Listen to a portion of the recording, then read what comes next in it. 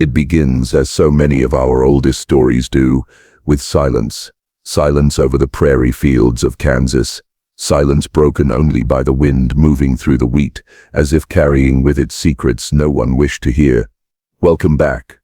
Before we continue, like, subscribe, share. The winter of 1878 was remembered across eastern Kansas as a season of illness and unrest. The typhoid fever spread through small farming communities with startling speed, taking the youngest and the oldest first, then clawing its way through the healthy until entire households were struck down. In county records from that year, the mortality tables show entire families reduced to a single surviving name, often a widowed mother or a solitary child left in the wake of fever's cruelty. Among these records appears the family of the Holloway brothers, 4 men who lived alone on a modest farmstead outside the township of Marrow Creek. The brothers had been born to a line of poor subsistence farmers, people of little note in town except for their reputation for endurance. Their father had perished in the Great Blizzard of 1844, their mother succumbing to fever not long after, leaving the 4 sons to maintain the land together. The Holloway brothers were remembered as hard-working but strange in manner. Town accounts describe them as men of singular devotion, rarely seen at gatherings except on Sundays when they occupied the same pew, silent and immovable as fence posts. They never married, never quarreled publicly, and though they were polite when spoken to, they returned quickly to the isolation of their farm. It was during the spread of typhoid that the first rumors began. Where other families suffered collapse, the Holloways did not fall ill in the same way. Neighbors recorded visits where they found the brothers pale and fevered, but curiously awake and alert, able to walk and speak when others in town lay delirious in bed. Their survival seemed unnatural. Dr. Nathaniel Parsons, a physician from Topeka sent by the state medical board to observe outbreaks, first noted their case in his journal dated September 14, 1878. The Holloway household presents symptoms of fever but not decline. Their skin is marked by a translucent pallor, the vessels beneath glowing faintly when light is held to them. Their eyes bear a curious flecking of gold about the iris, and though their temperatures rise beyond safe measure, their strength does not abate. Indeed, they display peculiar energy. It is my impression that they are not merely surviving the fever but undergoing some alteration by it. This note, buried in medical files now sealed, was the earliest official acknowledgement of what Marrow Creek already whispered. The 4 brothers were changed. By October, neighbors avoided the farm. Accounts preserved in letters and sermons speak of lights upon the hill, where the Holloway homestead stood, of harmonies heard at night that no man's throat could produce. Farmers traveling the road after dusk swore that the windows of the Holloway chapel, a small wooden structure the brothers had raised by hand for their private devotions, glowed as though lit from within by shifting colors, neither fire nor lantern. The Methodist Reverend Jonas Kettering delivered a sermon on October 22, warning against those who would consort with the unclean spirits of fever and urging the township to keep distance from the corrupted house. Though he did not name the brothers, all knew to whom he referred. Yet curiosity persisted. Children dared one another to approach the farm, some swearing they heard voices not their own whispering in their heads as they neared the gate. One boy, Timothy Rakes, aged 11, returned claiming he saw 4 shadows kneeling in the wheat, their faces lit from within like lanterns. His account was dismissed by adults as fevered fancy, but his insistence left others uneasy. The brothers themselves, in the rare instances they appeared in town, offered little explanation. In November, Ezra Holloway, the eldest, was seen at the apothecary purchasing quinine. Witnesses reported that his hands shook, not with weakness but with vibration, as though his bones themselves thrummed like a plucked string. When asked of his condition, Ezra merely smiled and replied, "The Lord works transformations in his own time." Their isolation deepened, and so did suspicion. By winter's first snow, a delegation formed, comprised of Mayor Alvin Hart, Reverend Kettering, Dr. Parsons, and several townsmen to demand clarity. But before they could act, word came from Thomas Radley, a farmer whose land bordered the Holloways, that something stranger had been witnessed. Radley's daughter, Margaret, had gone missing for 2 nights. When she returned, she claimed to have been welcomed into the chapel where the brothers prayed. She bore no marks of harm, but displayed a new manner that unsettled her family. Her voice carried an odd resonance, and she spoke of seeing the fields as threads of light, and of being part of the brothers' circle. Her father forbade her return, but she remained restless, staring toward the Holloway farm with a devotion that frightened him. It was this event that stirred Marrow Creek to true alarm. Not only were the brothers surviving fever by inexplicable means, but their influence appeared to spread. Dr. Parsons wrote again in his journal on November 29, "The Holloway chapel glows as if by phosphorescence, and the brothers within conduct rituals of hymn and motion that seem aligned with geometrical pattern. Their bodies are altered, skin nearly translucent, irises golden, musculature displaying vigor, inconsistent with caloric intake. There is evidence of sympathetic transformation in at least one neighbor child. I fear contagion not of disease but of condition." His words suggest both fascination and dread, but Parsons' later entries were stricken from official reports, the surviving notes marked with the word suppressed. By December, the tension between Marrow Creek and the Holloways reached breaking point. The town could not ignore the changes, yet it dared not confront them directly. Farmers spoke of crops bending unnaturally toward the Holloway fields, of cattle refusing to pass the chapel road. Women whispered of hearing multiple voices when but one brother addressed them, and still the brothers prayed. Night after night, harmonies rolled from their chapel, not in words recognizable, but in tones that seemed to resonate in the marrow of all who heard them. The silence of the prairie had been broken. What replaced it was something few wished to name aloud. The frost had set hard across the plains when Marrow Creek at last gathered its courage. By December 3, 1878, the township agreed that a formal delegation must approach the Holloway farm. Fear had matured into duty. If the brothers' condition spread further into the community, the town would collapse under both sickness and hysteria. The mayor, Alvin Hart, agreed to lead. He was joined by Reverend Jonas Kettering, Nathaniel Parsons and Farmer Thomas Radley, whose daughter's strange transformation had convinced many that inaction was no longer possible. A handful of townsmen followed at a distance, unwilling to enter but determined to witness. When they arrived at the farmhouse door, it was not Ezra nor Caleb, nor any of the brothers who greeted them, but Margaret Radley herself. She looked healthy, rosy-cheeked, bright-eyed, but the change was unmistakable. Her irises bore golden flecks like tiny suns adrift in water. Her skin had taken on that faint glass-like translucence noted in the brothers. "Papa," she said softly, and Thomas Radley nearly stumbled backward. Her voice was familiar but strange, carrying subtle harmonics that seemed to vibrate in the chest of every listener. "The brothers have been waiting for you. They are in the chapel." The men exchanged looks of alarm, but none turned back. Margaret stepped aside, and they crossed the threshold.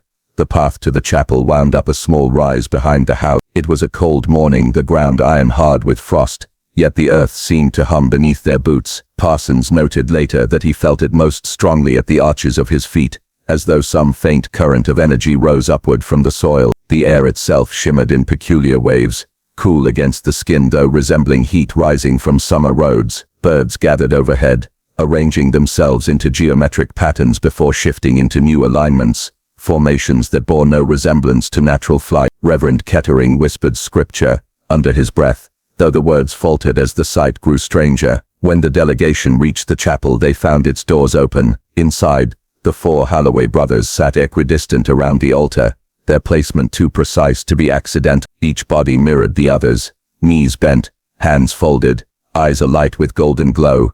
The sight froze the men in the doorway. The brothers' condition had advanced since any had last seen them. Their skin was no longer merely pale, but wholly translucent, the blue architecture of veins and something else, structures not quite vascular, not quite skeletal, visible beneath. Their eyes were pools of molten gold, depthless and liquid, reflecting no light yet gleaming as though lit from within. It was Ezra, the eldest, who spoke, yet the voice that emerged did not belong to one alone. It came from all four throats simultaneously, a perfect harmony impossible to describe on paper. "Welcome," the chorus said. "We have awaited you. We know your concerns, and we do not dismiss them." Mayor Hart stepped forward, struggling to steady his breath. He delivered the message prepared by the township.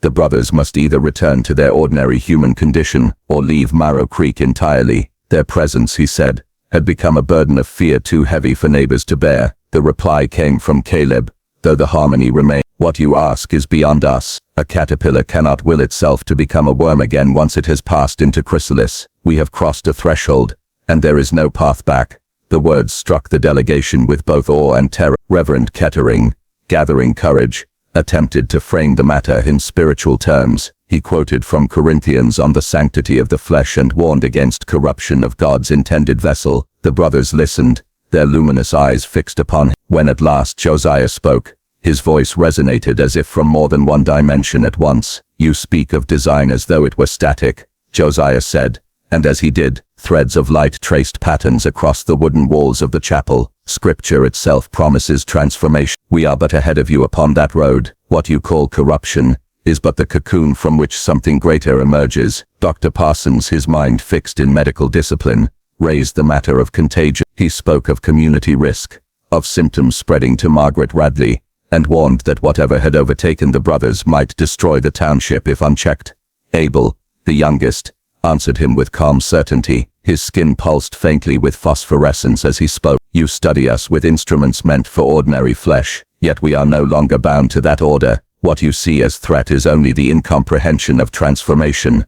It was then that Thomas Radley, father to Margaret, could bear no more of abstraction. He cried out in desperation, his voice cracking as he pointed toward his daughter standing silent at the door. "She was my child, and nothing more. Now she speaks with words she should not know, looks at me with eyes that pierce straight through me. You've stolen. I want her back as she was." For the first time silence fell in the chapel. The brothers regarded him not with anger, but with an uncanny gentleness. Ezra spoke, the harmony soft as a hymn. "She is not lost, Thomas. She is becoming. What she may achieve cannot be measured within the narrow walls of ordinary life. Your love for her will not be severed, only changed. She will forever remain bound to you." But it was Margaret herself who broke the stillness. She stepped forward, her gaze steady, her young voice carrying an authority no child should wield. "Papa," she said, "you all ask the wrong questions. You want to know if this is safe or dangerous, good or evil, but such words do not apply anymore. What we are becoming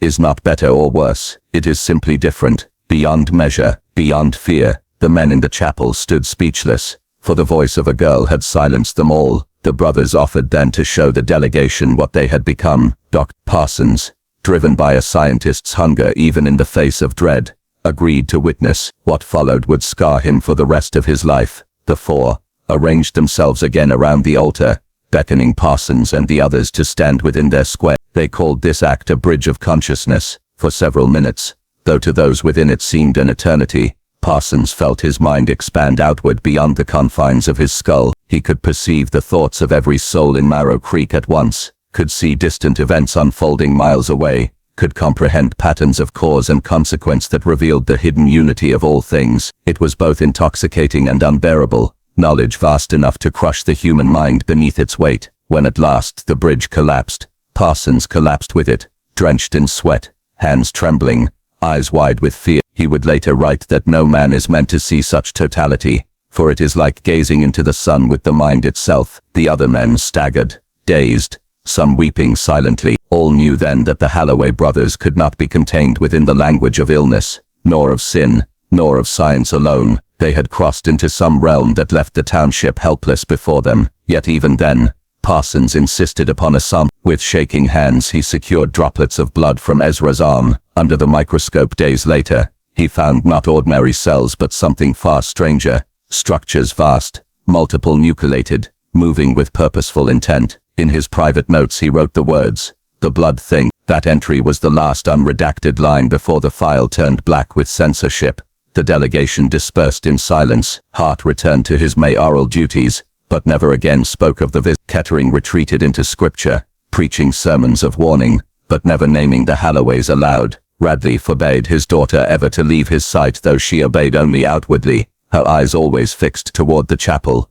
And Parsons began a descent into obsession that would consume the remainder of his winter in Kansas. By January of 1879, Marrow Creek was no longer the same township it had been. At first, the Halloway brothers were a curiosity, a whispered name behind locked doors, but as winter deepened, their influence seeped into the marrow of the community itself. It began quietly. Margaret Radley was not the only child drawn to the farmhouse. Others followed, boys and girls alike, slipping away in the frost-tipped mornings, and returning at dusk with a peculiar stillness about them. They carried no new scars, no wounds of the flesh, yet their parents saw unmistakable signs, luminous threads in their eyes, faint humming in their voices, words spoken in dreams that did not belong to children. The Reverend Kettering attempted to intervene. He spoke of temptation, of the devil's trickery, and even led processions of prayer along the outskirts of the Holloway land. Yet the closer he approached the chapel, the more his congregation faltered. Some broke into weeping fits,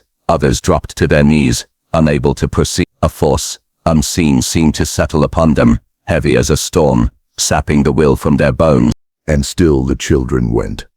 Dr. Nathaniel Parsons, meanwhile, surrendered himself wholly to the study of the brothers.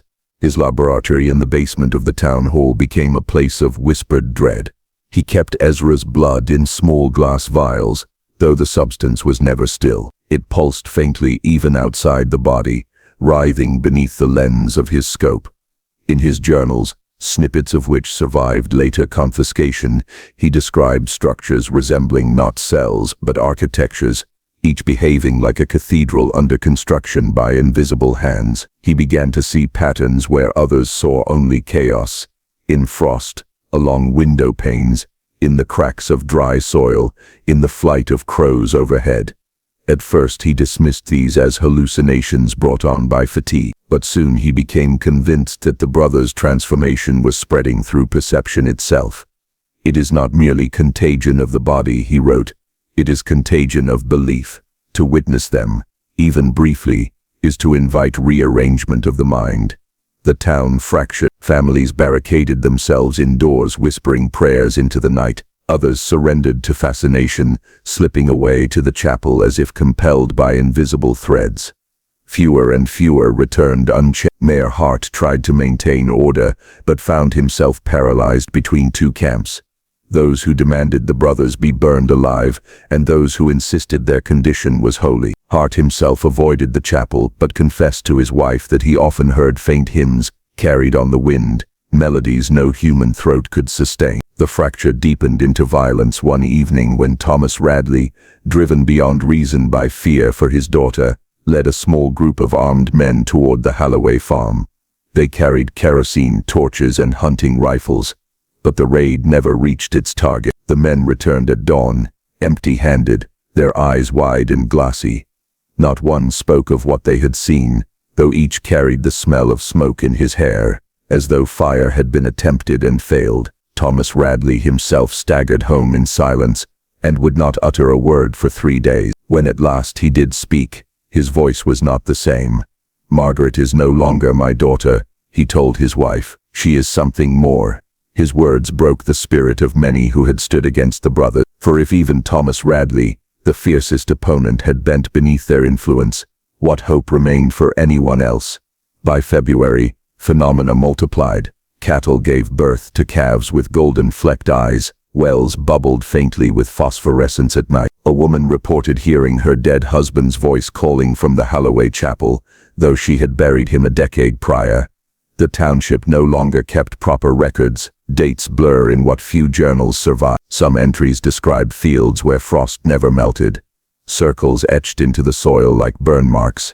Others speak of night skies streaked with lights that moved against the constellations. Parsons recorded voices whispering through his instruments, telegraph wires humming with words that no operator had sent. He swore that beneath the hum, one could hear the brothers speaking, as though their presence had spread into every coil of copper in the region. The government, of course, eventually caught wind. Accounts differ as to whether it was the army or private medical interests that first sent agents into Marrow Creek. What is known is that outsiders did arrive, bearing instruments, notebooks, and a determination to classify what the township could not. But like the delegation before them, they did not leave unchanged. Some never returned at all, and those who did reported little, save one chilling consensus: the Holloway brothers were no longer entirely human. What terrified Marrow Creek most, however, was not simply what the brothers had become. It was how many among them were beginning to join. By spring thaw, it was no longer 4 brothers at the chapel, but dozens of townsfolk gathered in patterns too precise to be random, humming hymns in voices layered with impossible harmony. At their center the Holloways sat, skin translucent, veins glowing like constellations beneath the flesh. The contagion had become a congregation, and soon it would not be contained within Kansas alone. The winter of 1878 in Marion County, Kansas, carried with it a stillness that unnerved even those accustomed to the prairie's silence. The wheat stubble lay brittle and pale beneath the frost, the air sharp enough to draw tears from the eyes. It was during this season that the long-delayed confrontation could no longer be avoided. The farmers, ministers, and county doctors had whispered and argued for weeks. Some spoke of strange lights at the chapel hill, of harmonies that trembled through the night sky like the faint vibrations of organ pipes carried on the wind. Others claimed that animals refused to graze near the old farmhouse, and that children woke in terror from dreams filled with golden eyes and voices speaking in chords rather than single tones. Finally, a delegation was formed. Mayor Harrison, representing the township, took the lead. With him were Reverend Thorne of the Methodist Circuit, Dr. Charles Morrison of the Kansas State Medical Board, and Thomas Preston, the farmer whose young daughter Sarah had been the first outsider drawn into the brothers' orbit. The men rode together through snow and silence, their horses reluctant, stamping and blowing clouds of steam into the pale morning. When they reached the farmhouse, they found it too quiet. No dogs barked, no chickens scratched the frozen earth. The windows reflected only the colorless sky. Then the door creaked open from within, and there stood Sarah Preston. The girl's presence froze Thomas Preston where he sat in the saddle. For months he had prayed for her return, begged her in letters, shouted into empty fields that she must come home. And now she appeared, smiling, composed, as though she had only stepped outside to greet them after a Sunday service. But her eyes betrayed her. Once hazel, they now shimmered with golden flecks that seemed to catch light from no discernible source. Her skin, too, bore a faint translucence, a smooth pallor through which veins glimmered like threads of pearl. "Hello, Papa," she said, her voice both her own and something beyond it, as though she spoke with two tones at once, the child in another, deeper timbre beneath. "The brothers have been expecting you. They are waiting in the chapel. They are ready to answer your questions." Preston gripped the reins until his knuckles whitened. He opened his mouth, but no words emerged. It was Morrison who finally dismounted, removing his spectacles and staring at the girl with the detached focus of a man who must cling to observation lest he collapse into superstition. The men followed Sarah up the hill. Each step seemed accompanied by a vibration beneath their boots, faint but insistent, as though the prairie itself carried a resonance. The air shimmered faintly, distorting the horizon as if from summer heat. Though the morning was bitter cold, birds wheeled overhead in uncanny formations, not the loose scatter of starlings but deliberate patterns, squares, spirals, intersecting lines that dissolved and reformed with geometric precision. When they reached the chapel, its weathered wood and narrow steeple looked no different than any other frontier house of prayer. Yet the moment they crossed its threshold, the delegation felt reality shift. The four Whitlock brothers, Ezra, Caleb, Josiah, and Abel, stood arranged in a perfect square around the altar, bodies aligned with mathematical symmetry. Their condition had advanced far beyond the strange fevers and rashes first reported the previous year. Their flesh was wholly translucent now, not pallid but crystalline, revealing internal anatomies that no medical chart could explain. What organs remained bore no resemblance to the familiar, lattice works of radiant filaments pulsed where veins should have been, and within their skulls eyes gleamed as liquid pools of molten gold. When Ezra spoke, the voice did not belong to him alone. All four mouths moved,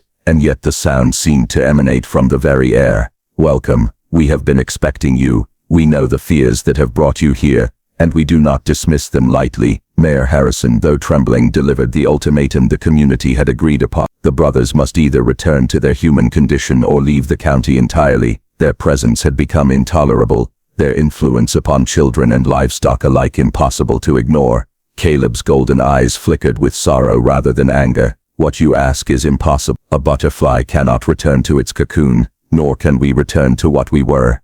Reverend Thorne stepped forward, Bible in hand, voice rising with the fervor of a man who sensed his faith itself being tested. He spoke of divine design, of the sanctity of flesh, of passages that warned against hubris and the seeking of forbidden knowledge. The Whitlocks, he declared, had wandered from God's path into some counterfeit illumination. But Josiah's reply shook the rafters. His voice seemed to arrive from every direction, layered upon itself like an echo carried across eternity. Patterns of light rippled across the chapel walls as he spoke. "You speak as if God's design were finished, yet the scriptures whisper of transformation, of the mortal clothed in immortality, of the corruptible giving way to the incorruptible. We have found only the path promised from the beginning." The Reverend faltered. His voice grew hoarse as he tried again, but his arguments fell into silence beneath the brothers' harmonic resonance.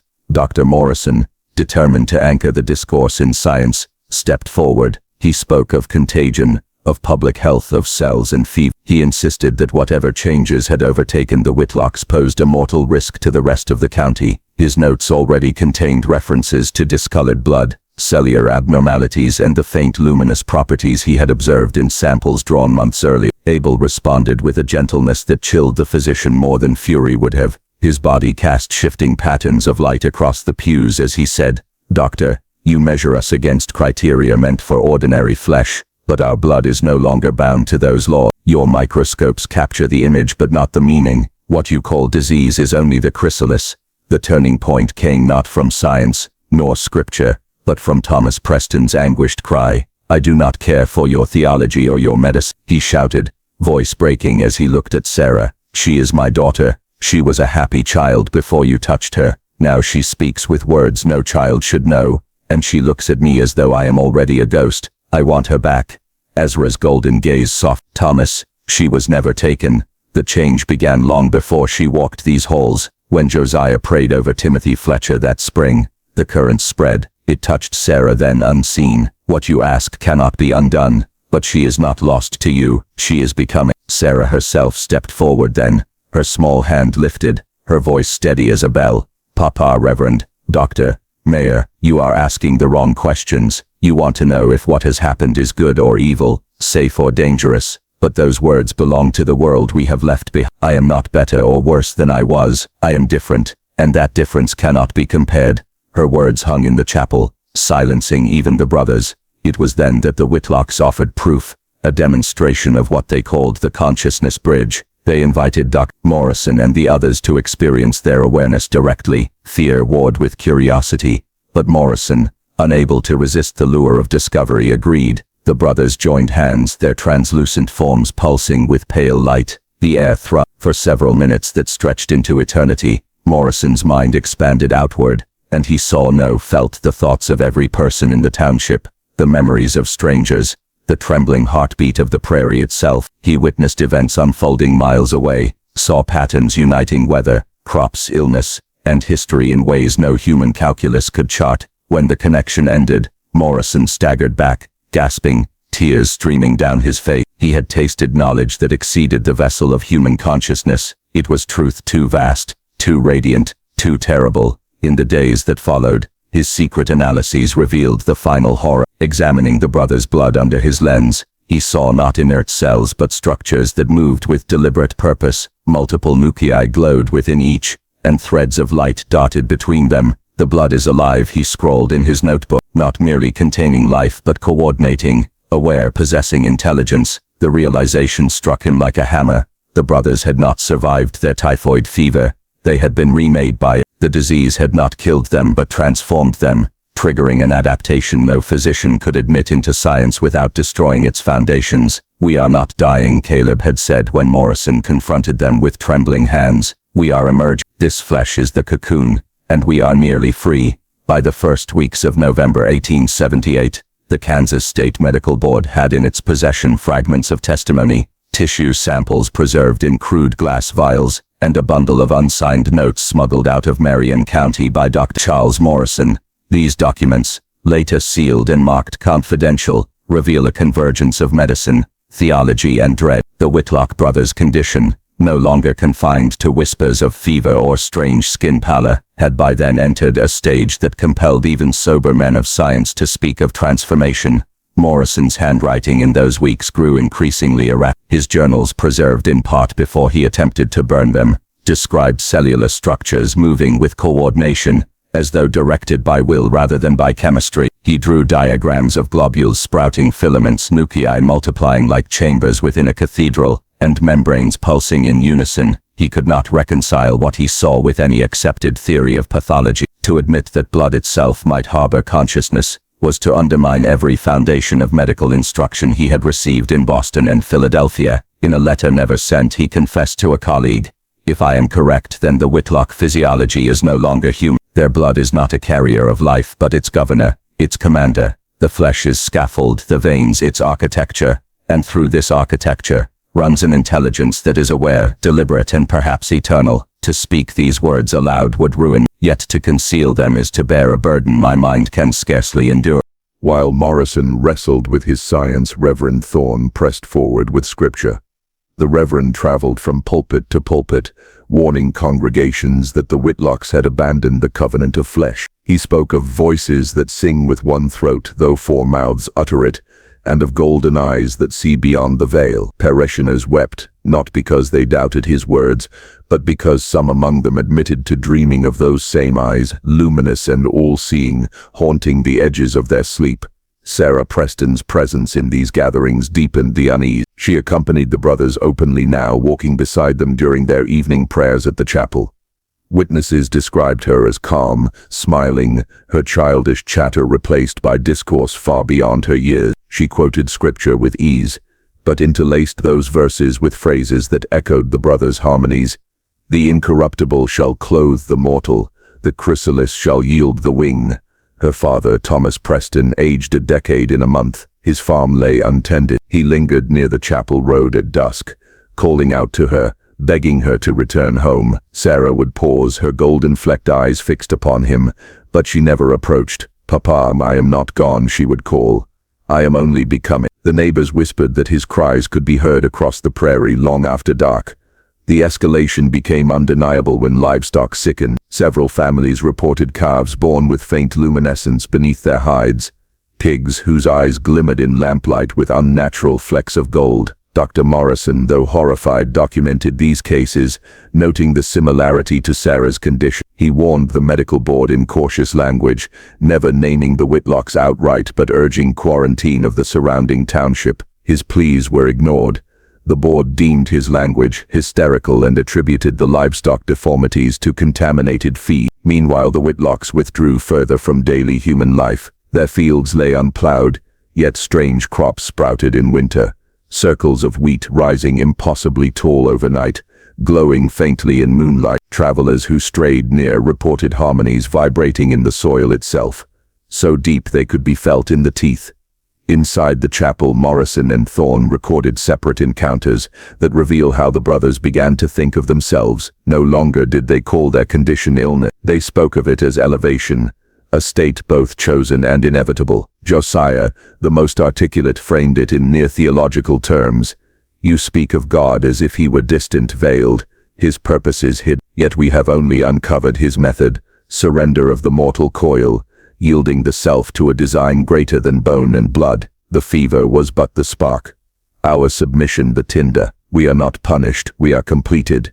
The Reverend recoiled, calling such speech blasphemy. Yet his own journals betray uncertainty. He described the walls of the chapel shimmering with patterns of light whenever the brothers prayed, and he confessed, "I felt a stirring within my marrow as if my body itself longed to answer." The climax of this escalation occurred during what Morrison labeled the consciousness bridge experiment. Though Part 4 recounts his first exposure, Part 5 reveals his attempts to record the aftershock. He described dreams in which he lived not as Charles Morrison, but as dozens of townsfolk simultaneously, plowing fields, scolding children, coughing into handkerchiefs. He awoke with soil beneath his fingernails he could not account for. "The bridge did not end in that chapel," he wrote. "It continues. I am still connected. Their voices hum beneath my own." The county officials who pressed him for testimony were met with evasions. He destroyed his detailed notes by fire, yet fragments survived in the margins of his anatomy texts. One reads simply, "The blood thinks, the blood knows." By late November, the delegation's initial purpose to demand the Whitlocks' departure had collapsed. Mayor Harrison, once adamant, withdrew from further involvement, claiming political matters outweigh the meddling of preachers and physicians. He died 2 winters later, though his widow reported that in his final days he spoke only of voices in the fields, calling his name. It was Sarah Preston who embodied the escalation most vividly. By Advent, she no longer slept in her father's home. She lived entirely among the brothers. Witnesses swore her face glowed faintly in moonlight, that her words carried 2 tones at once. She was seen writing symbols in the dirt with a stick, circles intersected by lines, forms resembling both geometry and scripture. When questioned, she would only smile and say, "They are the patterns that hold the world." Thomas Preston's collapse became a cautionary tale. Neighbors found him drunk in his barn, raving that his daughter had been rewoven by fever. One evening he stormed the chapel with a shotgun, but when Sarah stepped forward, he dropped the weapon, fell to his knees and wept until dawn. The town fractured. Some whispered the brothers were prophets foretelling a transformation that might spread to all. Others demanded their expulsion, but fear paralyzed action. No one dared confront them again, not after the bridge demonstration left Dr. Morrison half mad and Reverend Thorne shaken. Meanwhile, the brothers' physical changes deepened. Their bodies no longer cast shadows consistently. Sometimes they seemed to glow faintly from within, sometimes to fade almost transparent. Josiah's voice developed an echo even when he spoke alone. Abel's skin radiated a phosphorescence that lit entire pews in darkness, and Ezra's hands, when he laid them upon ailing children, left behind not bruises, but faint impressions of light, as though a second hand lingered in the flesh beneath. The escalation of phenomena was mirrored by escalating secrecy. Letters vanished from postbags. Dr. Morrison's reports never reached Topeka intact. Even railroad workers passing near the preserve swore that maps of the area blurred, ink bleeding until Cedar Ridge seemed never to exist at all. By the end of the year, the medical board closed its files, citing complications of typhoid fever as the official explanation. Yet Morrison knew better. His final surviving entry before his flight west reads, "They are not diseased, they are not healed, they are something between. If such a condition could spread, then mankind itself would become unrecognizable. The question is not whether they live or die, but whether humanity can endure their revelation." December of 1878 arrived with bitter winds. The Kansas prairie locked in a pallid frost. The small townships surrounding Cedar Ridge appeared hushed, as though every barn and farmhouse listened for something beyond the ordinary rustle of winter. While the wider county spoke of poor harvests and influenza, those who lived nearest the Whitlock Chapel whispered of stranger things, lights pulsing from beneath frozen earth, voices carried through chimney flues, though no speaker stood nearby. It was in these conditions that Dr. Charles Morrison recorded his most damning notes later retrieved from the lining of his medical satchel after his disappearance. These pages, brittle but legible, offer the clearest view of what the brothers were becoming, and what lengths he went to document it. Morrison described how he returned to the chapel, unable to resist the pull of his unfinished study. He found the brothers seated around the altar, their skins suffused with a light that no lantern produced. The luminescence did not radiate outward like flame, it seemed to sink inward, illuminating veins, bones, the very organs within, as if their bodies were windows lit from another dimension. They greeted him with uncharacteristic warmth. Ezra offered him bread, though it tasted of iron and left his lips tinged faintly red. Abel invited him to sit, and Josiah spoke in calm, measured tones. "You sought to study us, Charles. You may continue, but you must understand. The knowledge you record will never be believed. Truth has no purchase among those who fear it." Morrison accepted, and so began the most disturbing phase of his investigations. He was allowed to conduct examinations, though the instruments of medicine proved inadequate. Thermometers shattered upon contact with their tongues, mercury trembling violently. Scalpels dulled instantly against their skin. Stethoscopes revealed no heartbeats but instead vibrations, long resonant tones that harmonized with one another. His notes catalogue the phenomena in clinical language, but the dread seeps through his careful penmanship. Respiration, irregular, yet synchronized across all four brothers. Inhalations came not from the lungs, but from the pores themselves, as though the skin breathed in unison. Circulation, veins pulsed not with the rhythm of the heart, but according to some hidden metronome. Blood could be seen shifting direction, reversing its flow, gathering in reservoirs at will. Speech, even when silent, the brothers' throats trembled faintly as though rehearsing words unspoken. On occasion Morrison reported hearing phrases directly in his skull, bypassing the ear entirely. Perhaps most unsettling were the brothers' experiments on themselves. Morrison observed them drawing blood into bowls, chanting in those layered harmonies, and watching as the liquid writhed into shapes. The substance sought to return to its host, he wrote, but not before forming lines, circles and symbols upon the surface. It is ink that writes its own scripture. Sarah Preston participated without hesitation. She sang with them, her voice harmonizing despite her youth. She bore shallow cuts upon her arms which glowed faintly until healed without scar within hours. Morrison wrote, "She is not an apprentice but an heir. The infection, if one dares call it such, has crossed the threshold into inheritance." The Reverend Thorne too remained close, though his sermons had grown erratic. Parishioners recorded him shouting verses from Revelation, sweat pouring from his brow, only to fall into silence mid-sermon as though listening to some invisible reply. His private writings, seized later by county officials, reveal a man collapsing under the weight of contradiction.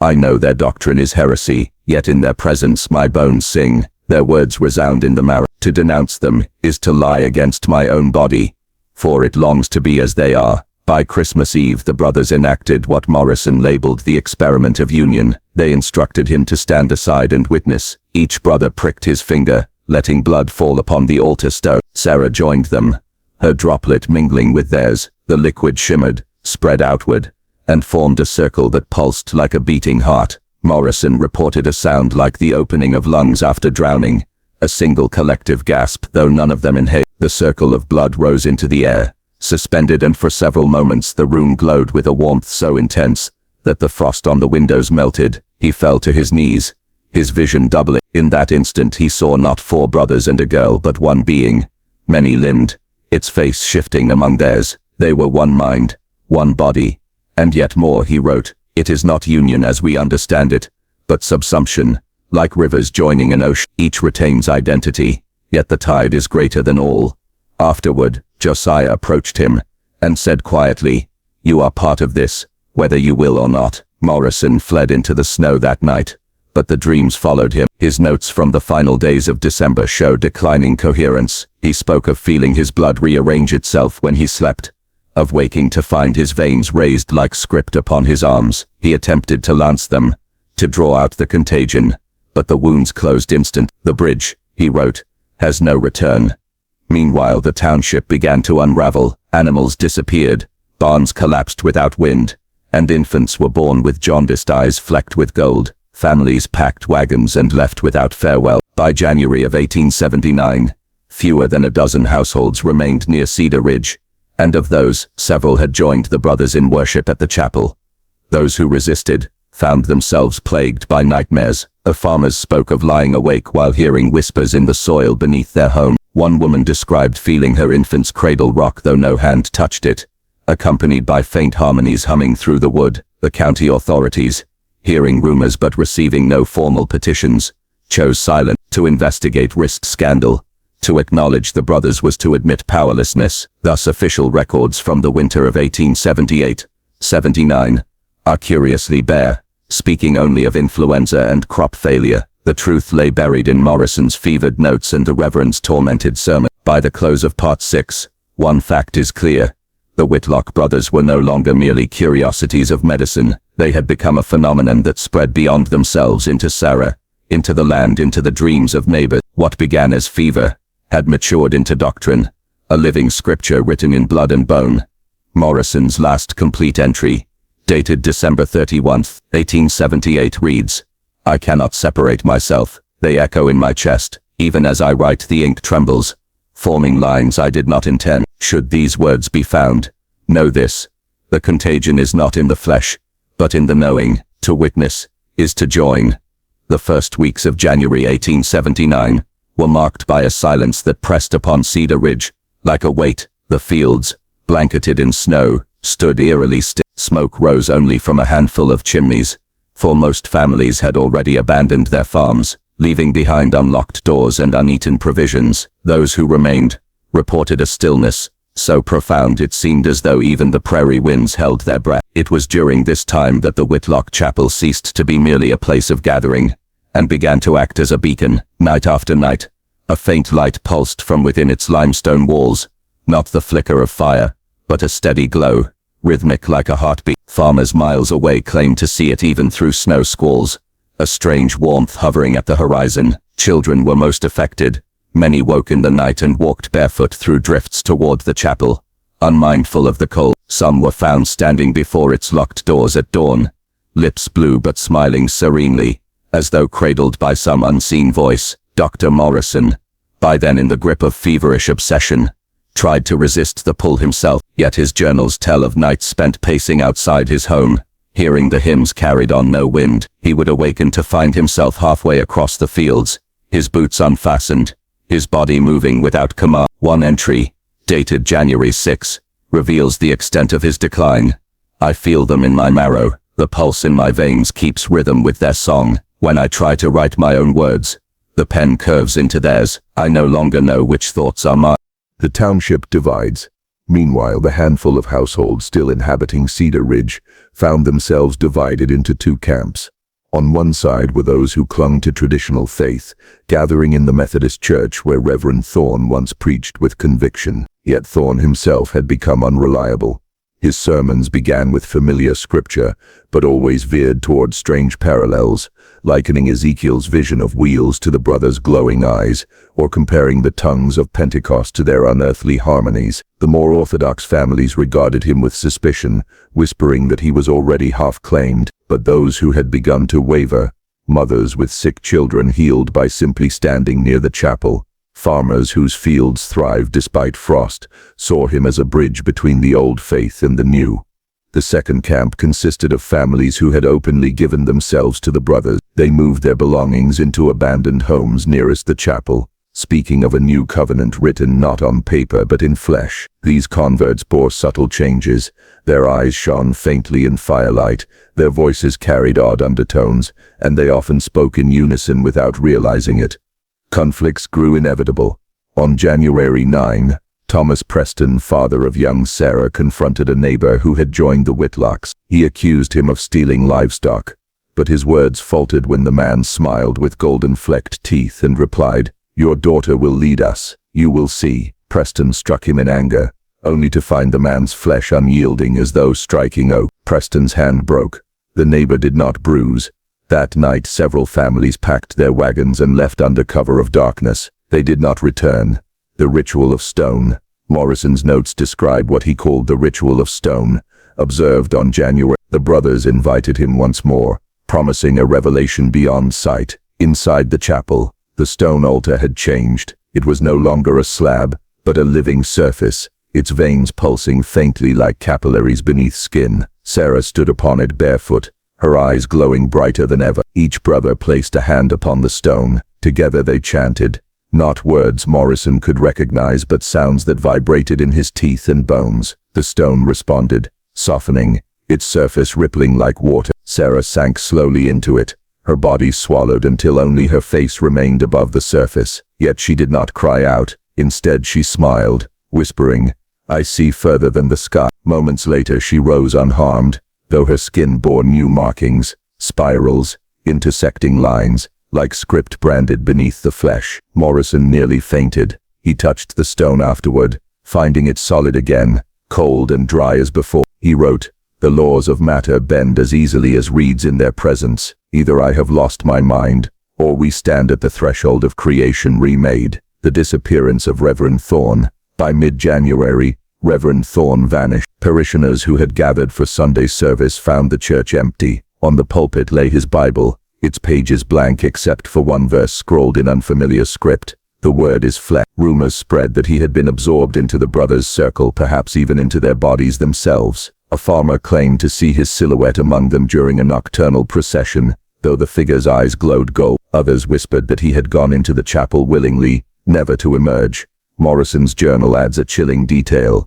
He dreamed of Thorne standing at his bedside, whispering scripture in a voice that was not his own. He leaned close, Morrison wrote, and his breath tasted of stone and blood. Signs in the land. The land itself began to reflect the transformation. The wheat fields, though covered in snow, glowed faintly at night, forming geometric patterns visible only from the streams remained unfrozen despite the bitter cold, their waters shimmering with a pale phosphorescence. Animals behaved unnaturally. Cattle grazed in circles, pouring the snow into perfect spirals. Birds perched silently on fence posts for hours, staring east toward the chapel. One farmer reported his dog speaking a single phrase in a voice like Abel's, "Come and see." The animal died the next morning, its body rigid but eyes golden. These phenomena convinced some that the brothers were prophets of a new age, chosen to usher in a world where death itself would be undone. Others whispered darker fears, that the land was no longer Kansas soil but a threshold to something not meant for human habitation. Morrison's decline. By January 20,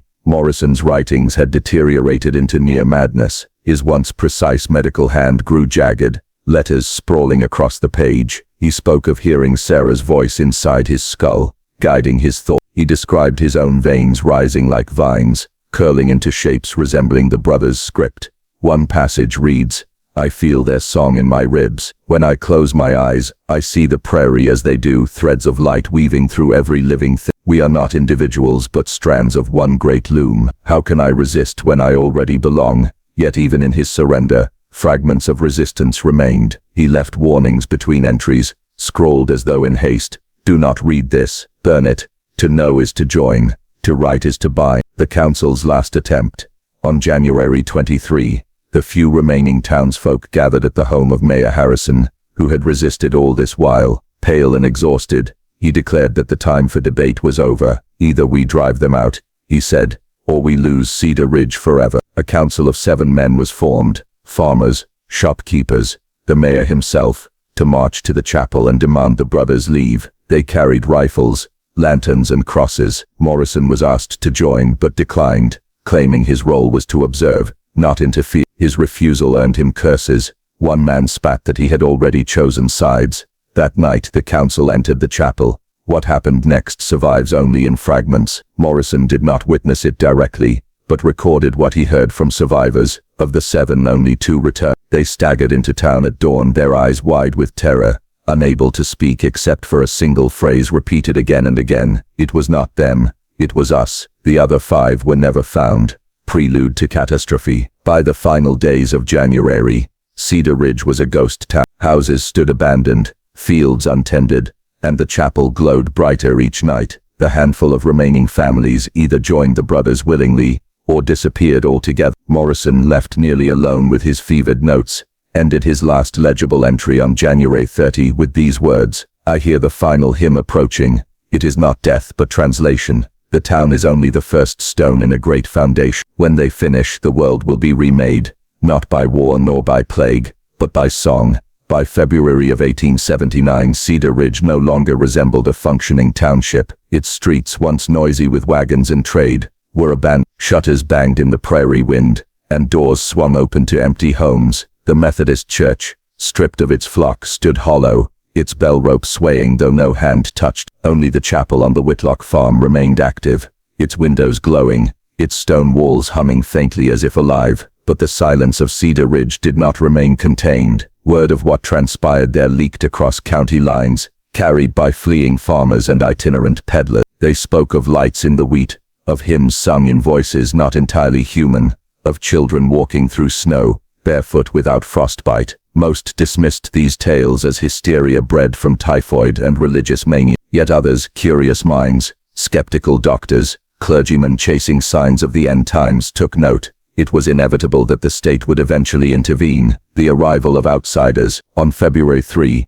a delegation arrived by rail at a neighboring township. It consisted of 3 men. Dr. Samuel Patterson of the Kansas State Medical Board, Reverend Charles Dyer representing the Regional Methodist Conference, and Sheriff Elias Thornton of Douglas County. Their mission was both official and urgent: to investigate the Cedar Ridge disturbance, determine the public health threat and restore order. Dr. Patterson was a pragmatic man, steeped in the new sciences of bacteriology. He had spent the last decade campaigning for sanitation reforms and saw the reports from Cedar Ridge as nothing more than superstitious misinterpretations of an epidemic. Reverend Dyer, however, was already predisposed to see heresy in every detail. In letters he had written beforehand, he compared the Whitlock brothers to sorcerers of ancient Babylon. Sheriff Thornton, though hardened by years of frontier violence, confessed privately to unease after hearing first-hand accounts. "If even a fraction is true," he told a colleague, "we may be walking into something we cannot shoot our way out of." The trio secured horses and rode through bitter winds towards Cedar Ridge. Along the road they passed farms abandoned in haste, tables set with half-eaten meals, livestock wandering loose. Not a soul greeted them until they reached the edge of town. There, standing as if awaiting their arrival, was Sarah Preston. Sarah at the gates. The child appeared transformed. Only 11 years old, she bore herself with the gravity of an elder. Her hair was braided neatly, her skin pale but luminous, and her golden-flecked eyes unsettled the men immediately. "Welcome," she said, voice carrying the familiar harmonic undertone. "The brothers know you are come. They are waiting." Dr. Patterson attempted civility, asking if her father was present. Sarah only smiled faintly. "Papa's inside learning to listen." Sheriff Thornton dismounted, placing a protective hand on his revolver, but Sarah did not retreat. Instead, she touched the chapel gate, and the iron swung open on its own. "They will answer your questions," she said, "but you must leave your weapons outside. They have no use here." The men exchanged wary glances. Thornton muttered that he would not but when they stepped through the gate, the sheriff found the revolver unbearably heavy in his hand, his arm trembling. With a curse he dropped it to the snow. Patterson and Dyer followed suit, laying aside their satchels and books. Thus stripped, they approached the chapel. Inside the chapel, the interior defied their expectations. It did not smell of damp stone or stale air, but of ozone and lilies. The brothers stood at equal points of a square around the altar, their translucent skin glowing faint. The patterns of veins and organs within them no longer resembled anatomy. Instead, they seemed like shifting constellations, moving slowly beneath their flesh. Ezra, the eldest, spoke first. "We have awaited you. Ask what you must." Dr. Patterson, summoning his professional authority, demanded to know what disease afflicted them and how it had spread. The brothers' response unsettled him. "It is not disease," said Caleb, his voice harmonizing with Ezra's. "It is completion. The fever burned away what was temporary. What remains is the permanent form." Reverend Dyer stepped forward, clutching his Bible. "Blasphemy," he declared. "You are deceivers, vessels of unclean spirits. The Lord made man in his image, not this mockery." The brothers' golden eyes turned toward him in unison. Josiah's voice echoed. "Do you think God's image is static? Creation is not finished. We are not mockery, but continuation."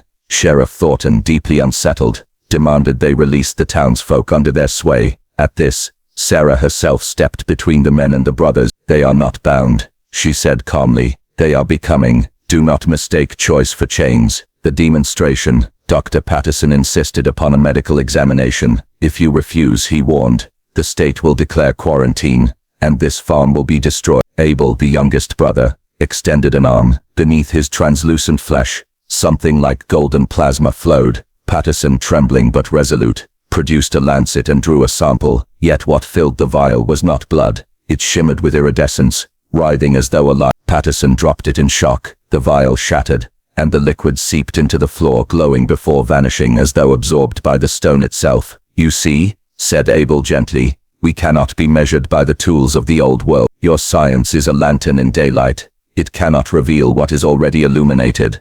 Reverend Dyer attempted exorcism, shouting verses, holding his Bible aloft. The brothers listened patiently, until Josiah answered, "You speak of casting out demons, but what if there are none? What if what you call unclean is only what you do not yet understand?" Dyer's voice faltered. He lowered the book, sweat dripping down his brow. The council's fate. As this confrontation unfolded, Sheriff Thornton noticed others within the chapel. The remnants of the town council, the men who had marched with rifles weeks earlier, stood quietly in the shadows. Their eyes glowed faintly, and their faces bore no expression of fear. "What have you done to them?" Thornton demanded. "They saw," Ezra replied simply, "and in seeing, they chose." One of the councilmen stepped forward, his voice now layered with harmonic undertones. "It was never them against us. It was us against ourselves. They only showed us the mirror." Thornton staggered back, horrified. To him it was brainwash. To Patterson, it was contagion. To Dyer, possession. But to the brothers, it was transformation, collapse of authority. The following day, Dr. Patterson attempted to file a preliminary report. He stayed at a neighboring township's inn, his hands shaking as he wrote by candlelight. Surviving fragments of that report reveal his deep conflict. These men cannot be classified as ill. They defy pathology. Their condition may not be reversible. If spread, it could alter humanity itself. Recommend absolute suppression, not for lack of evidence, but because evidence exceeds comprehension. But Patterson never sent the report. The next morning, his journal ends abruptly. Locals later claimed they saw him walking across the prairie toward the chapel barefoot in the snow. He was never seen again. Reverend Dyer fared no better. His sermons grew incoherent, blending scripture with fragments of the brothers' phrases. Parishioners abandoned him, calling him apostate. Within a week, he disappeared as well. Sheriff Thornton alone survived, but in disgrace. He returned to Douglas County raving of men of glass with fire for blood, and a child who spoke with eternity's tongue. His reputation collapsed, and he died years later in an asylum. Spread of the phenomenon. With Cedar Ridge emptied, one might expect the phenomenon to end, yet witnesses claimed the opposite. that the influence spread subtly across the prairie. A rancher, 30 miles away, swore his cattle began to graze in spirals. A school teacher found her pupils writing the same unfamiliar symbols in their copybooks, without instruction. Travelers along the Santa Fe Trail reported seeing 4 glowing figures walking the fields at night, always aligned in a perfect square, vanishing if approached, and always, in the distance, the faint sound of harmony carried on the wind. Morrison's last notes. Amid all this, Morrison remained the sole chronicler. His notebooks from February reveal both awe and terror. He described dreams in which the brothers stood over his bed, touching his chest, opening it without pain, and replacing his heart with a star that sang. He confessed he no longer knew whether he wrote as a scientist or as a prophet. One final entry reads, "It is no longer a question of whether they are human. The question is whether we ever were. Perhaps we were always incomplete, awaiting the fever to finish the work. The chapel is not a house of worship. It is a chrysalis. When it breaks, the world will see what hatches." After that, Morrison's pen fell silent. By the end of March 1879, the story of Cedar Ridge had swollen beyond Kansas. Newspapers in Chicago and St. Louis ran lurid headlines: "The Four Brothers of Glass," "The Singing Plague," "A Town Given Over to Sorcery." Most dismissed it as frontier sensationalism, no different from reports of ghost trains or comets that foretold doom. But for those who had seen the abandoned farms and the strangely silent chapel with their own eyes, there was no laughing matter. Something inexplicable had taken root on the prairie, and it was growing. The deserted prairie riders passing Cedar Ridge at night spoke of the land itself humming. Fence posts vibrated faintly, though no wind stirred. A glow seeped through cracks in the soil, as though something beneath was stirring restlessly. Horses balked and refused to go further. One cattleman described the sound of a hymn carried on the air, sung by voices he could not locate, each note lingering long after the last had faded. In daylight, the strangeness persisted. Wheat sprouted in twisted patterns, forming spirals too precise to be accidental. Birds flew in circles over the Whitlock farm, never landing. Travelers found themselves walking the same stretch of road repeatedly, though they swore they had gone straight. The chapel stood at the center of it all, no longer merely a building. Its stone walls pulsed faintly, and moss grew in geometric shapes, as if instructed by an unseen hand. At night its windows glowed gold, though no fire burned inside. The brothers transformed. The 4 Whitlock brothers were no longer recognizably human. Their bodies had thinned, their bones elongated, and their skin retained a translucence that revealed shifting constellations. With witnesses described organs that moved like clockwork gears, veins that carried not blood but golden light. Ezra spoke with calm authority, his words carrying a resonance that stilled arguments instantly. Caleb radiated warmth, his presence likened to a fire that drew people in. Josiah had grown coldly analytical, dissecting questions with the precision of a surgeon. Abel, youngest and most radiant, often said nothing at all, but his silence weighed heavier than any sermon.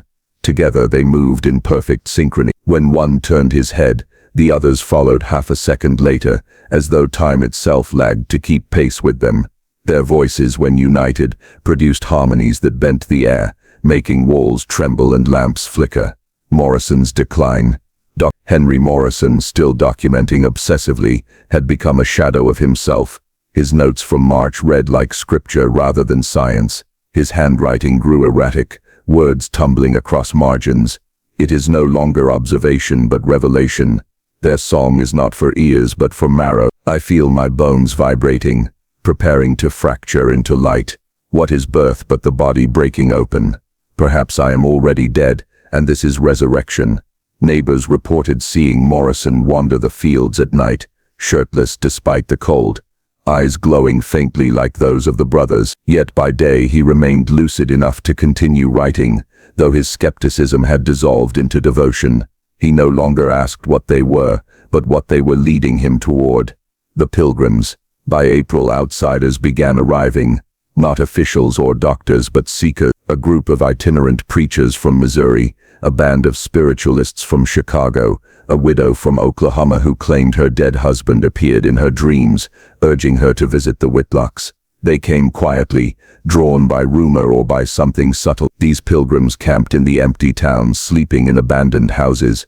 They shared stories of hearing the brothers' voices before they arrived, whispering through dreams. One woman swore her infant, barely speaking, had repeated the phrase, "Go to the square of." When the pilgrims entered the chapel, they did not leave.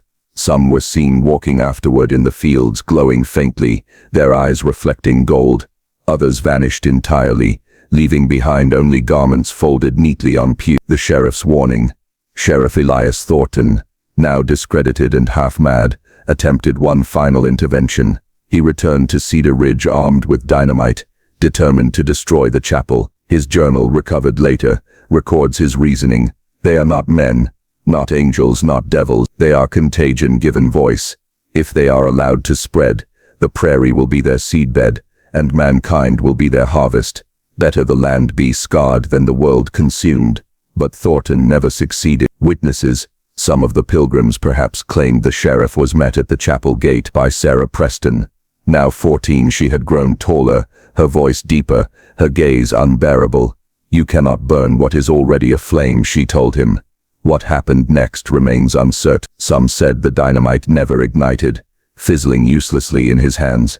Others claimed the sheriff himself walked into the chapel and set the explosives at the altar, only for the building to absorb the blast silently, not a stone disturbed. Whatever the truth, Thornton vanished. His horse was found wandering days later, but no body was recovered. Signs in the sky. By mid-April, even those far from Cedar Ridge could not ignore the phenomenon. Farmers 30 miles away reported nights brighter than day, as though the moon had swollen. The aurora borealis, rare at that latitude, was seen streaking across the sky in golden bands.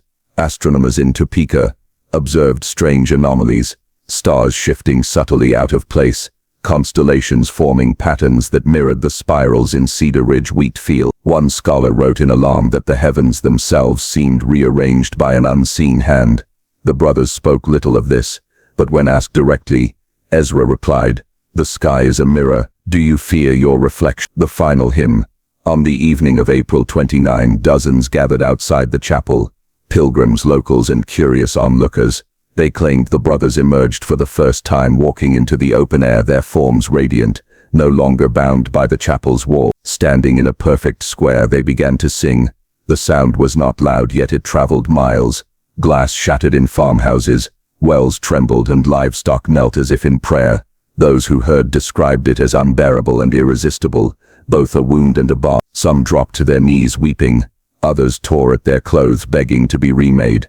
Children clutched their parents' hands, whispering the harmony note for note, though they had never heard it before. Morrison, in his last surviving entry, recorded, "Their hymn is not for the ear, but for the lattice of being. They are not summoning something, they are becoming it, and we, all of us, are their echo. Tonight is not an ending, but a beginning. What hatches cannot be undone." After that, no more entries were found. The aftermath. By May, Cedar Ridge ceased to exist. When state officials finally returned, they found only ruins.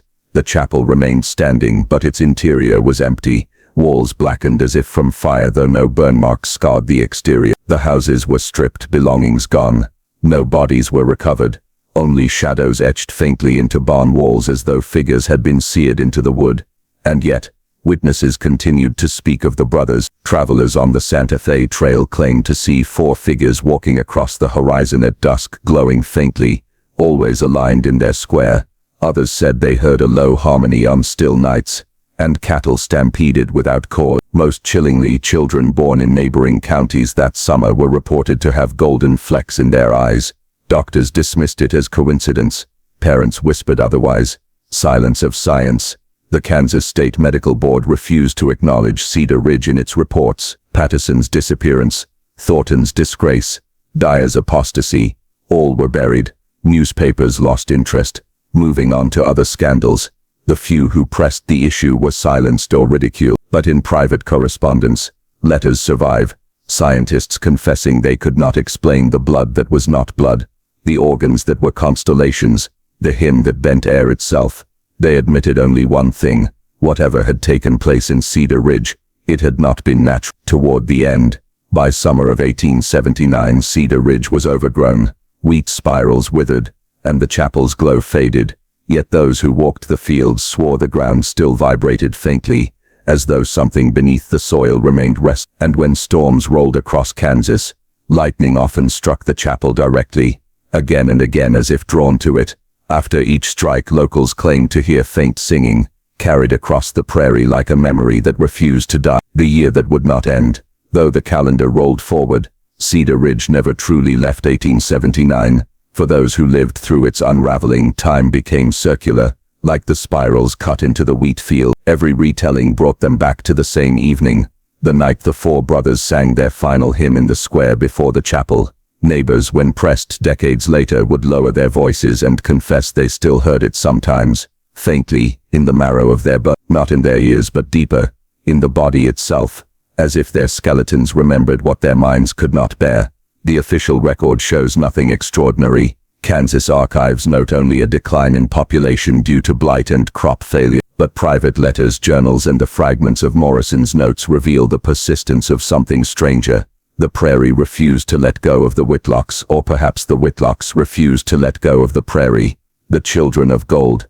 It was not only whispers that lingered. By the autumn of 1879, midwives in neighboring counties began reporting newborns with unusual traits, golden flecks in the irises, strange rigidity in their bones as though joints resisted bending. Some cried in tones that unnerved their mothers, notes too sustained, too resonant for an infant's lungs.